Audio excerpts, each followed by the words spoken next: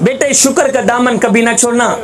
نماز کا دامن کبھی نہ چھوڑنا، صبر کا دامن کبھی نہ چھوڑنا، قرآن کا دامن کبھی نہ چھوڑنا، تم دنیا میں بھی کامیاب رہو گے، آخرت میں بھی کامیاب رہو گے۔ جوانوں خدا کے لیے میاں یہ زندگی کا مقصد بنا لو، یہ زندگی کا معمول بنا لو۔ جوانوں اگر کسی کو نفع نہیں دے سکتے تو نہ دینا، کسی کو نقصان بھی نہ دے، زندگی کا معمول بنا۔ خدا را زندگی میں دنیا میں کامیاب ہونے کا وظیفہ بتا رہا ہوں، اگر کسی کو نفع نہیں دے سکتے تو نہ دینا، کسی کو نقصان بھی نہ دینا، کسی کو ایک پل کی خوشی نہیں دے سکتے تو نہ دینا، خدا را کسی کو ساری زندگی کے لیے عمر کے لیے دکھوں میں بھی نہ ڈال۔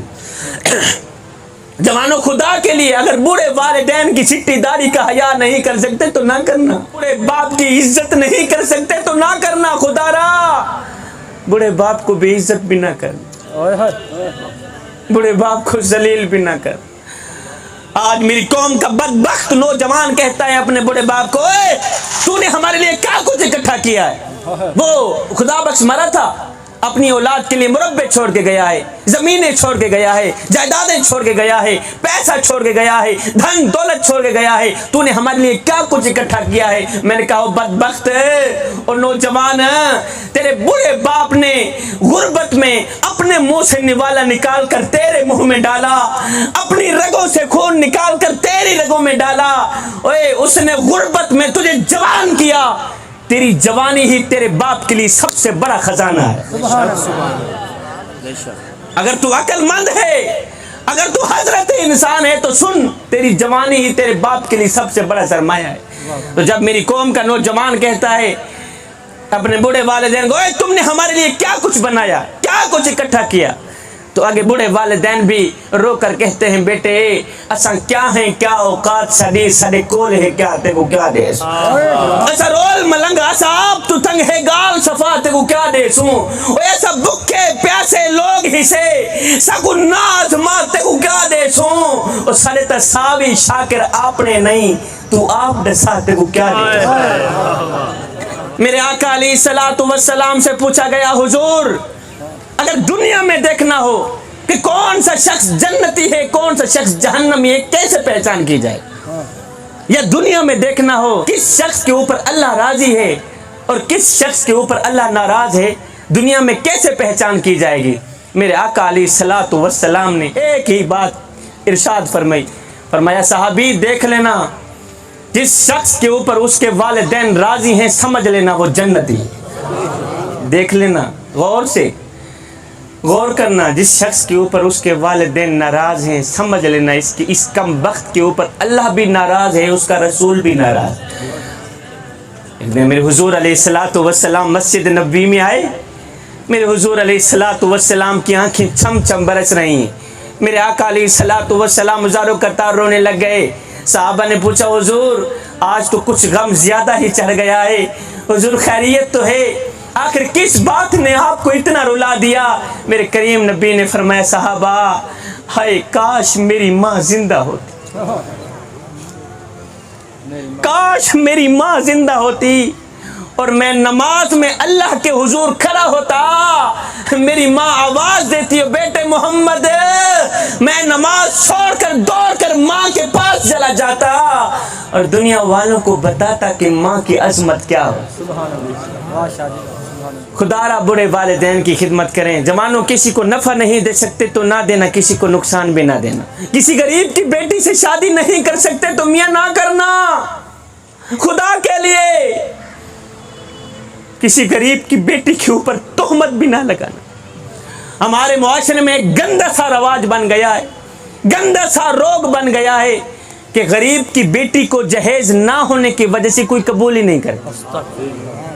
آج جہیز نہ ہونے کی وجہ سے بیٹیاں گھروں میں بیٹھی بوڑھی ہو رہی ہیں۔ ہائے کل تک جس عورت کی قیمت اشرفیوں سے لگتی تھی آج اس کی قیمت جہیز سے لگتی ہے۔ ہائے زمانہ بدل گیا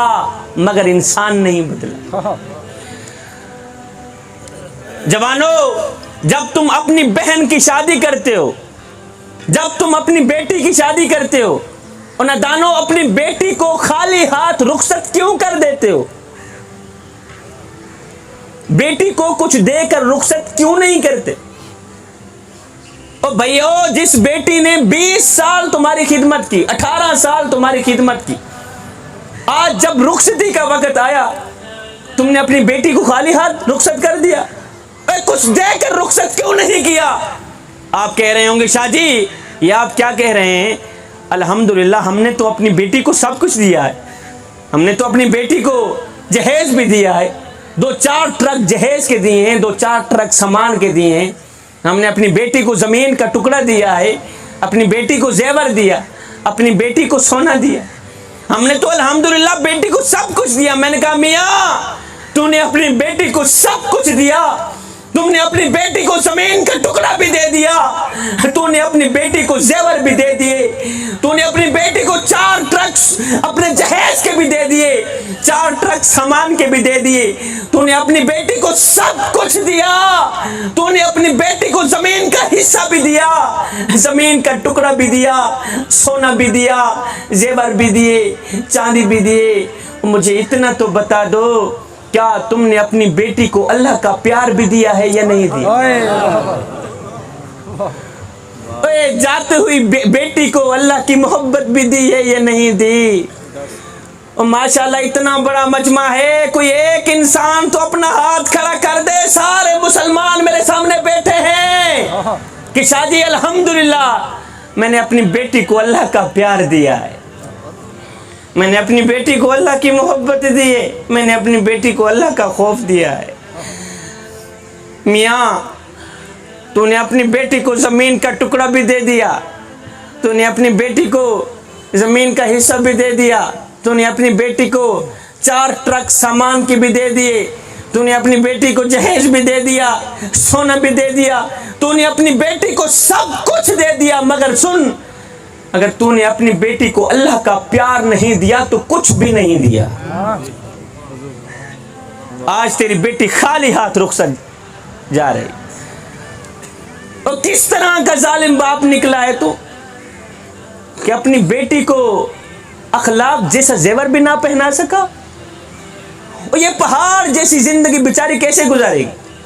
ہائے کاش کہ تو اپنی بیٹی کو اللہ کا پیار دے دیتا، کاش کہ تو اپنی بیٹی کو اللہ کی محبت دے دیتا، کاش کہ تو اپنی بیٹی کو اللہ کا خوف دے دیتا، تو جب تیری بیٹی کے اوپر کوئی برا وقت آتا، کوئی تکلیف کا وقت آتا،